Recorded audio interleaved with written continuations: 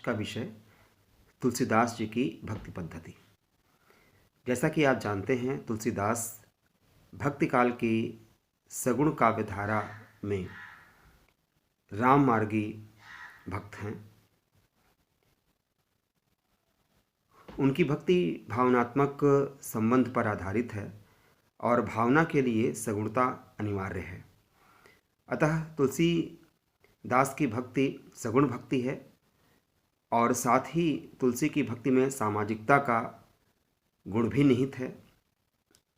उनकी भक्ति के आलंबन राम हैं।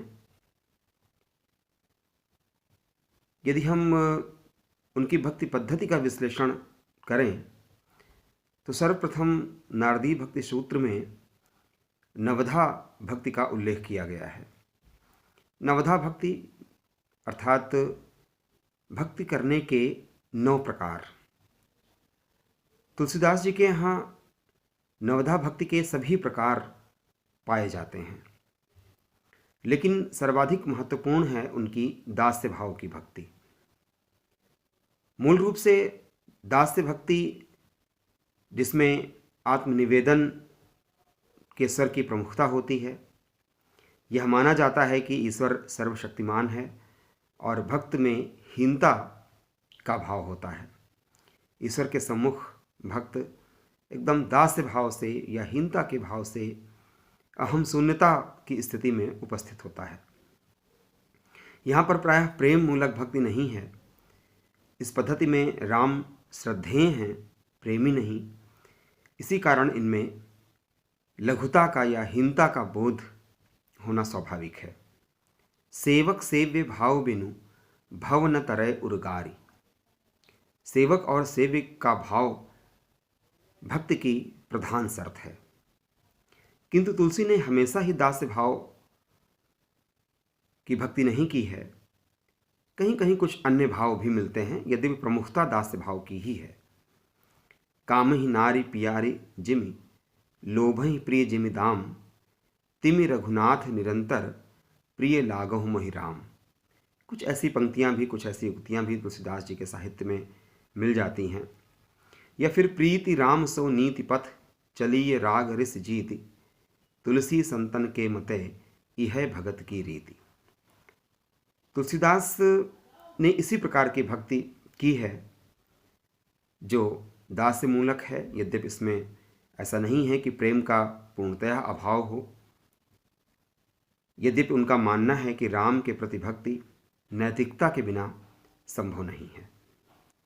नवधा भक्ति के अंतर्गत जो दूसरे स्तर हैं, जो अन्य प्रकार हैं भक्ति के, जैसे श्रवण, कीर्तन, आत्मनिवेदन, इसके स्वर भी तुलसीदास जी के यहाँ सुनाई पड़ते हैं। श्रवण अर्थात सुनना, ईश्वर के भजन को सुनना, यह भी एक प्रकार की भक्ति है। जिन हरि कथा सुनी नहीं काना, श्रवण रंध्र अहि भवन समाना। जिन्होंने अपने कान से ईश्वर के भजन नहीं सुने, उनके कर्ण विवर सांप के बिल के समान हैं, ऐसा तुलसीदास जी कहते हैं। कीर्तन पर भी उनका बल है। जो नहीं करे राम गुण गाना, जीह सो दादुर जीह समाना। जिसने अपने मुख से, अपनी जिह्वा से राम के भजन नहीं गाए हैं, राम के गुणों का गान नहीं किया है, उनकी जीभ वैसी ही है जैसे मेढक की। जीह सो दादुर जीह समाना। आत्मनिवेदन, जो कि दास्य भाव की भक्ति की प्रधान विशेषता है, इसके तो कई उदाहरण तुलसी साहित्य में मिल जाते हैं।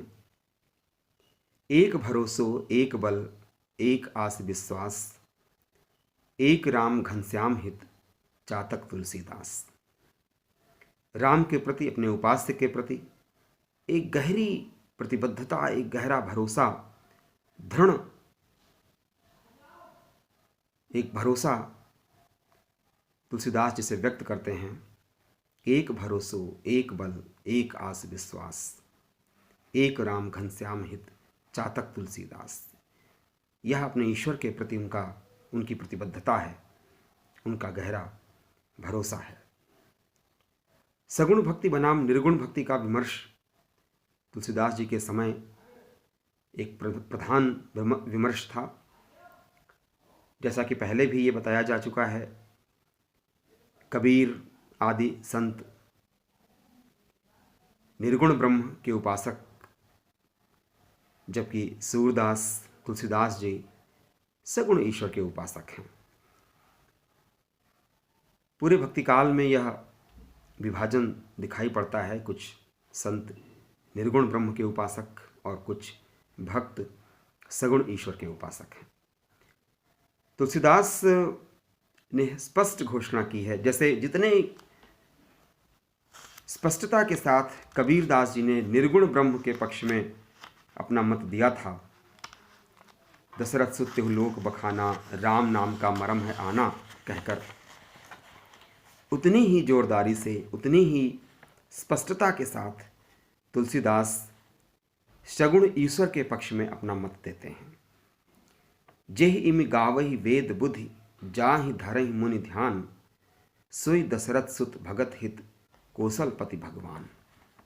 स्पष्ट कहते हैं कि जिनकी महिमा का गान वेद आदि में किया गया है, जिनका ध्यान ऋषि मुनि करते हैं, वही ईश्वर दशरथ सुत, दशरथ के पुत्र के रूप में अपने भक्तों के हित के लिए अयोध्या के राजा के रूप में प्रकट होते हैं, अवतार लेते हैं।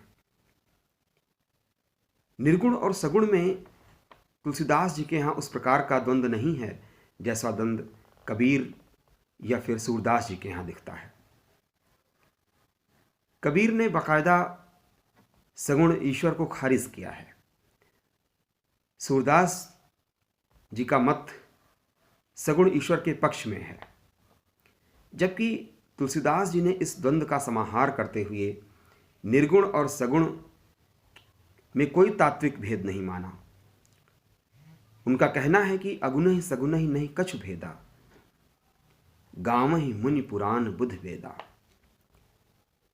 अगुण सगुण दो ब्रह्म स्वरूपा, अकथ अगाध अनादि अनूपा। जो निर्गुण और सगुण है वह दोनों ही ब्रह्म के स्वरूप हैं। फिर अवतारवाद के पक्ष में तुलसीदास एक तर्क सामने रखते हैं। वह मानते हैं कि जब धरती पर पाप अत्याचार बढ़ जाता है, जब सज्जन लोग सताए जाते हैं, पीड़ित होते हैं, तब वह ईश्वर अवतार ग्रहण करता है। जब जब होई धर्म कै हानि, बाढ़हि असुर अधम अभिमानी, तब तब प्रभु धरि विविध शरीरा, हरहि कृपा निधि सज्जन पीरा। तो इस प्रकार निर्गुण ब्रह्म और उसके बाद सगुण ईश्वर और तीसरा जो स्तर है वह अवतार का है, और इन तीनों ही स्तरों में एक सामंजस्य, एक समन्वय तुलसीदास जी स्थापित करते हैं। एक प्रश्न सकाम भक्ति बनाम निष्काम भक्ति का भी उठता है। सकाम भक्ति वह भक्ति है जब हम किसी उद्देश्य से, अभीष्ट की प्राप्ति के लिए जब हम ईश्वर की शरण में जाते हैं, ईश्वर की भक्ति करते हैं, तब वह सकाम भक्ति कहलाती है। निष्काम भक्ति वह भक्ति है जब केवल भक्ति के लिए ही भक्ति की जाए, उसके बदले में हम कोई इच्छा, कोई अभिलाषा, कोई अभिष्ट हमारे सामने नहीं होता। तुलसीदास जी की भक्ति निष्काम भक्ति है। उससे भी आगे एक स्तर भक्ति का कैवल्य काम भक्ति का भी है। तुलसीदास जी लिखते हैं, जो जगदीश तो अति भलो, जो महीस ते भाग, तुलसी चाहि जन्म भर, राम चरण अनुराग। तुलसीदास जी की भक्ति का कोई उद्देश्य नहीं है। भक्ति की द्वारा वह किसी अभीष्ट की प्राप्ति की लालसा नहीं करते, कोई अभिलाषा उनके मन में नहीं है। वह तो केवल इतना ही चाहते हैं, तुलसी चाहि जन्म भर, राम चरण अनुराग। राम के चरणों में उनका प्रेम बना रहे, भक्ति बनी रहे, यही तुलसीदास जी की भक्ति का उद्देश्य है। इसके अलावा अवतार में भी राम, शिव आदि के मध्य जो विवाद की स्थिति थी, वैष्णव और शैव उपासकों के बीच अपने अपने आराध्य को लेकर जो विमर्श था, जो विवाद की स्थिति थी, उसका भी समाहार तुलसीदास करते हैं। शिव विष्णु की उपासना करते हैं, राम की उपासना करते हैं, जबकि दूसरी ओर राम शिव की उपासना करते हैं। स्पष्ट तुलसीदास जी ने लिखा है, शिवद्रोही मम दास कहावा, सो नर मोहि सपने नहीं भावा। या फिर शिव के मुख से तुलसीदास जी कहलाते हैं, सोई राम व्यापक ब्रह्म भुवन निकाय पति माया घनी, अवतरेहु अपने भगत हित निज तंत्र निज रघुकुल मनि। यही एक और बिंदु उठता है, ईश्वर की प्राप्ति के 3 मार्ग, ज्ञान, योग और भक्ति। तुलसीदास जी भक्ति मार्गी हैं। ईश्वर को प्राप्त करने का मार्ग भक्ति मार्ग है, यद्यपि वह ज्ञान का भी विरोध नहीं करते। लेकिन योग मार्ग के बारे में तुलसीदास जी का स्पष्ट मत है, गोरख जगायो जोग भगति भगायो लोग। वह योग के पक्ष में बहुत ज़्यादा नहीं दिखाई पड़ते। उनका मार्ग तो भावना का मार्ग है, श्रद्धा और प्रेम का मार्ग है, और वह उसी पर अपने मन को एकाग्र करते हैं। सूधे मन सूधे वचन, सूधी सब करतूत, तुलसी सूधी सकल विधि, रघुबर प्रेम प्रसूति। तुलसीदास जी के यहाँ तो प्रेम और भक्ति के उद्गार मिलेंगे।